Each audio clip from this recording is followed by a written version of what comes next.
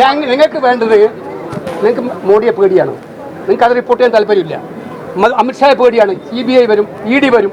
നിങ്ങൾക്ക് അത് റിപ്പോർട്ട് ചെയ്യാൻ. ഇന്ത്യയിലെ ഏറ്റവും വലിയ പ്രശ്നം ഞാൻ പറഞ്ഞപ്പോൾ അതിനെ ഡൈവേർട്ട് ചെയ്യാൻ നിങ്ങൾ ഇവിടുത്തെ കൊച്ചു കാര്യങ്ങൾ ഉന്നയിച്ചുകൊണ്ടിരിക്കുക. ഞാൻ കഴിഞ്ഞ വർഷങ്ങൾ ഗുരുവായൂരും പറഞ്ഞു ഈ കാര്യം. ഞാൻ പറയുന്നത് ഉത്തരവാദപ്പെട്ട ഇന്ത്യൻ നാഷണൽ കോൺഗ്രസിന്റെ പ്രധാനപ്പെട്ട ഒരു നേതാവ് എന്ന നിലയിൽ തന്നെയാണ് ഞാൻ പറയുന്നത്. ഇന്ന് ഇന്ത്യയിലെ ഏറ്റവും വലിയ പ്രശ്നം അമ്പലക്കൊള്ളയാണ്. BJPയും സംഘപരിവാറും നേതൃത്വം കൊടുക്കുന്ന അമ്പലക്കൊള്ള.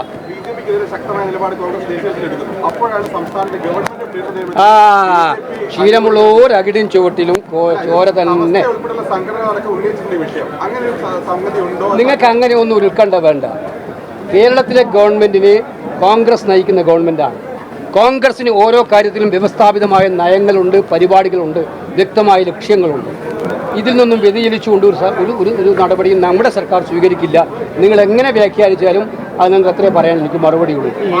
MR അജിത്കുമാറിന്റെ കാര്യത്തിൽ ഈ ഒരു വെള്ളപ്പോക്ക് പോകുന്നുണ്ടോ സർക്കാർ?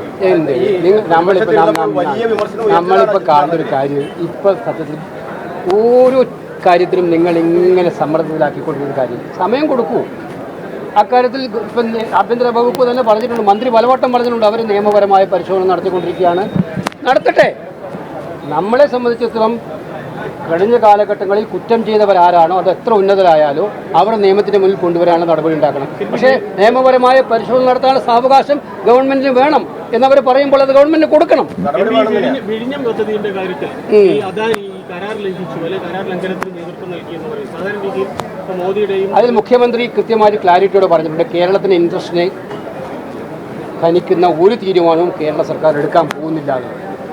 അത് തന്നെയാണ് അതിൻ്റെ ഉത്തരം. അദാനി എന്ന് പറയുന്നത് മോദിയുടെയും അമിത്ഷായുടെയും സ്വന്തക്കാരാണ് എന്ന് പറഞ്ഞാലാണ് ദേശീയ തലത്തിൽ ഉൾപ്പെടെ ചർച്ചകൾ നടക്കുന്നത്. അപ്പോൾ അദാനിക്ക് ഒരു ടോപ്പ് കോർണർ കൊടുക്കുന്നുണ്ടോ? ഇതിൽ നിങ്ങളുടെ എല്ലാ ആക്ഷേപങ്ങളല്ലേ, ഇതിനൊന്നും ഞാൻ മറുപടി പറയാൻ ഉദ്ദേശിക്കുന്നത്. നിങ്ങൾക്ക് വേണ്ടത് നിങ്ങൾക്ക് മോഡിയെ പേടിയാണ്. നിങ്ങൾക്ക് അത് റിപ്പോർട്ട് ചെയ്യാൻ താല്പര്യമില്ല. അമിത്ഷായെ പേടിയാണ്. CBI വരും, ED വരും. നിങ്ങൾക്ക് അത് റിപ്പോർട്ട് ചെയ്യാൻ. ഇന്ത്യയിലെ ഏറ്റവും വലിയ പ്രശ്നം ഞാൻ പറഞ്ഞപ്പോൾ അതിനെ ഡൈവേർട്ട് ചെയ്യാൻ നിങ്ങൾ ഇവിടുത്തെ കൊച്ചു കാര്യങ്ങൾ ഉന്നയിച്ചുകൊണ്ടിരിക്കുക. ഞാൻ കഴിഞ്ഞ വർഷങ്ങൾ ഗുരുവായൂരും പറഞ്ഞു ഈ കാര്യം. ഞാൻ പറയുന്നത് ഉത്തരവാദപ്പെട്ട ഇന്ത്യൻ നാഷണൽ കോൺഗ്രസിന്റെ പ്രധാനപ്പെട്ട ഒരു നേതാവ് എന്ന നിലയിൽ തന്നെയാണ് ഞാൻ പറയുന്നത്. ഇന്ന് ഇന്ത്യയിലെ ഏറ്റവും വലിയ പ്രശ്നം അമ്പലക്കൊള്ളയാണ്. BJPയും സംഘപരിവാറും നേതൃത്വം കൊടുക്കുന്ന അമ്പലക്കൊള്ള.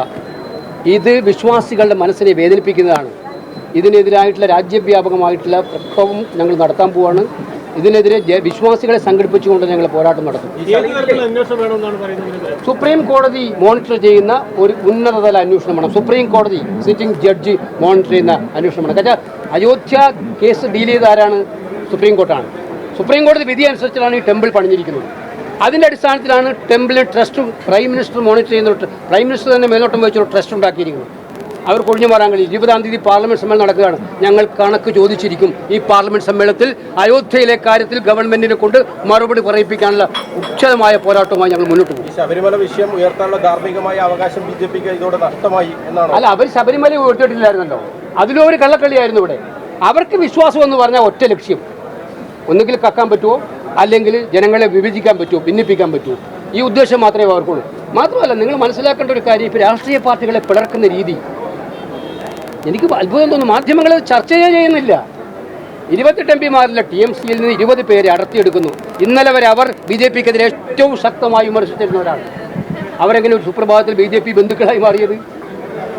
അത് പേടിപ്പിച്ചിട്ട്, ഭീഷണിപ്പെടുത്തിയിട്ട്, വരട്ടിയിട്ട്, എല്ലാവിധമായിട്ടുള്ള മോശമായ മാർഗങ്ങൾ ഉപയോഗിച്ച് അവരെ ഭീഷണിപ്പെടുത്തിയിട്ട് അതാണ് നടന്നിരിക്കുന്നത്. ശിവസേനയിൽ നടന്നു, ആം ആദ്മി പാർട്ടിയിൽ നടന്നു. അപ്പോൾ ഈ ജനാധിപത്യത്തെ അട്ടിമറിക്കാൻ നിങ്ങൾക്കറിയാം, ഡീലിമിറ്റേഷൻ ബില്ല് പാസ്സാക്കലാണ് ലക്ഷ്യം. ഡീലിമിറ്റേഷൻ ബില്ല് പാസ്സാക്കിയിട്ട് എല്ലാ കാലത്തും തെരഞ്ഞെടുപ്പ് കമ്മീഷനെ കൊണ്ട് അട്ടിമറി നടത്തിയിട്ട് ഈ രാജ്യം ഭരിക്കാമെന്നാണ് അവർ വിചാരിക്കുന്നത്. ഇത് ഇന്ത്യയിലെ ജനങ്ങൾ സമ്മതിക്കില്ല. ഇതിനെതിരായിട്ടുള്ള ശക്തമായിട്ടുള്ള വികാരം ഇന്ത്യയിലെ ജനങ്ങൾ പ്രകടിപ്പിക്കുന്നുണ്ട്. ഇപ്പോൾ അത് പ്രകടിപ്പിക്കും. അവർക്ക് നീറ്റിൽ താല്പര്യമില്ല. CBSEയും നീറ്റും നിങ്ങൾക്കറിയാം എത്രമാത്രം വിദ്യാർത്ഥികളുടെ ഭാവിയാണ് അപകടത്തിലാക്കിയത്. ആ പരീക്ഷാ ചോർച്ചയ്ക്ക് നേതൃത്വം കൊടുത്ത മന്ത്രി തുടരുകയാണ്, രാജിയില്ല. മറ്റൊരു മന്ത്രിയുടെ സ്റ്റാഫ് മുഴുവൻ രാജിവെച്ചിരിക്കുകയാണ്. ഇതൊന്നും മീഡിയകളിൽ ചർച്ച ചെയ്യപ്പെടുന്നില്ല.